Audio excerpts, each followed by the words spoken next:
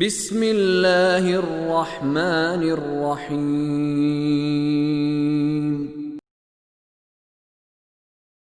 وَلَئِن سَأَلْتَهُم مَّنْ خَلَقَ السَّمَاوَاتِ وَالْأَرْضَ لَيَقُولُنَّ اللَّهُ قُلِ الْحَمْدُ لِلَّهِ بَلْ أَكْثَرُهُمْ لَا يَعْلَمُونَ لِلَّهِ مَا فِي السَّمَاوَاتِ وَالْأَرْضِ إِنَّ اللَّهَ هُوَ الْغَنِيُّ الْحَمِيدُ وَلَوْ أَنَّ مَا فِي الْأَرْضِ مِنْ شَجَرَةٍ أَقْلَامٌ وَالْبَحْرُ يَمُدُّهُ مِنْ بَعْدِهِ سَبْعَةُ أَبْحُرٍ مَا نَفِدَتْ كَلِمَاتُ اللَّهِ إِنَّ اللَّهَ عَزِيزٌ حَكِيمٌ۔ اور اگر آپ ان سے پوچھیں آسمانوں اور زمین کو کس نے پیدا کیا ہے تو یہ ضرور کہیں گے اللہ نے، الحمدللہ، بلکہ ان میں سے اکثر لوگ نہیں جانتے۔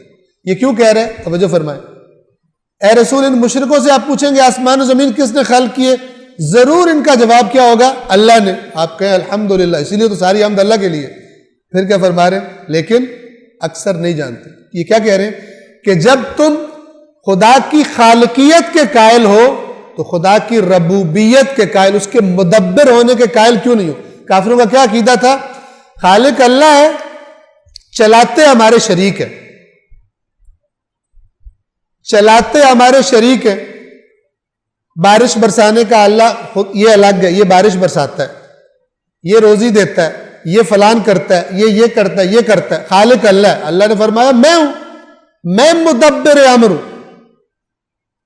پیچھے گزر چکا، کون ہے تمہیں آسمان و زمین سے رزق دیتا ہے؟ پھر تم کام الٹے جا رہے ہو، یہ گزر چکی ساری آیات۔ یا کہا جائے الحمدللہ اللہ ہی خالق ہے، لیکن تم اکثر نہیں جانتے۔ کیوں؟ اس لیے کہ خالق کہہ رہے ہو اللہ کو، باقی چیزیں اللہ تعالیٰ کو تمہاری طرح تھک جاتا ہے یا اس سے کام نہیں ہوتا، یا وسع کرسیہ السماوات والارض ولا یعودہ حفظہما، ان کی حفاظت اس کو تھکاتی نہیں ہے، اس کو تھکن نہیں ہوتی، اس کو سیکرٹریز کی اور وزیروں کی اور اس کی ضرورت پڑے، اکیلا کافی ہے۔ جو کچھ آسمانوں اور زمین میں ہے اللہ کی ملکیت ہے، وہ اللہ یقیناً بے نیاز ہے۔ دیکھیں یہ جو بے نیاز ہے نا، غنیٌ، بے نیاز ہونا، یہ کیا مطلب ہے؟ جو بھی آپ بات سنیں اور اس سے آپ کو یہ لگے کہ اللہ کو ضرورت ہے، وہ باطل ہے اور شرک ہے۔ جو بات بھی آپ سنیں، بڑے سے بڑا کوئی بات کر رہا ہو جس کا نتیجہ یہ ہو کہ اللہ اگر یہ ہیلپ نہ ہو تو اللہ کا کام معطل ہے، مثلا یہ شرک۔ دوسرا پہلو رہے، خدا خود قرآن میں کہتا ہے اللہ کی مدد کرو گے تو خدا تمہاری مدد کرے گا، وہ محتاجی والی مدد نہیں ہے، وہ یہ کہ خدا نے اختیار، کہتے ہیں اللہ میں چاہتا تو سب کے سب ایمان لے آتے، لیکن میں نے آزمانا چاہا، اس آزمائش میں میں چاہتا ہوں کہ یہ میرا دین ہے، اس کی سربلندی، اس کی خدمت، اس کی مضبوطی کے لیے محنت کرو، یہ میری مدد ہے، یہ کرو گے میں تمہاری مدد کروں گا۔ یہ اس کو کوئی نہ کہے کہ اللہ محتاج ہے۔ ہاں ایسا تصور کرنا کہ اللہ تبارک و تعالیٰ کا کوئی کام رک جاتا ہے رسول اللہ کے نہ، مثلا رسول اللہ اگر نہ ہو تو خداوند عالم کام نہیں کر پائے گا کوئی، یہ شرک، یہ اللہ الصمد کے خلاف ہے بالکل۔ اس پہ غور کیجئے، بالکل واضح اور شفاف، غنی عن العالمین، عالمین سے بے نیاز ہے، کوئی بھی نہ ہو وہ اکیلا کافی ہے۔ جو کچھ آسمانوں اور زمین میں ہے اللہ کی ملکیت ہے، اور وہ اللہ یقیناً بے نیاز لائق ستائش ہے۔ اور اگر زمین کے تمام درخت قلم بن جائیں اور سمندر کے ساتھ مزید 7 سمندر سیاہی بن جائیں تب بھی اللہ کی باتیں ختم نہ ہوں گی، یقیناً اللہ بڑا غالب آنے والا، حکمت والا ہے۔ ہمارے یہاں خداوند عالم کی حمد و ثنا کم ہو گئی۔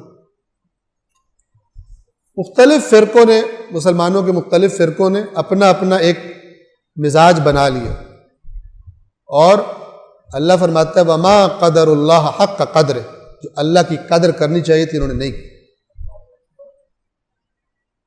آپ کو یاد ہوگا ماہ رمضان میں دوسرے پارے میں آیت گزری تھی والذین آمنوا اشد حبا للہ.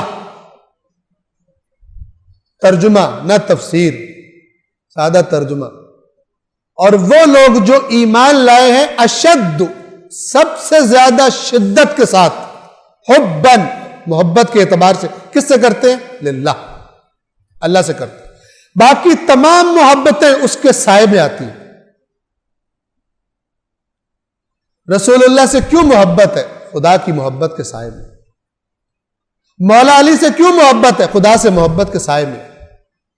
خدا کی محبت دلوں میں تمام محبتوں سے بڑھ کر ہونی چاہیے. یہ توحید ہے.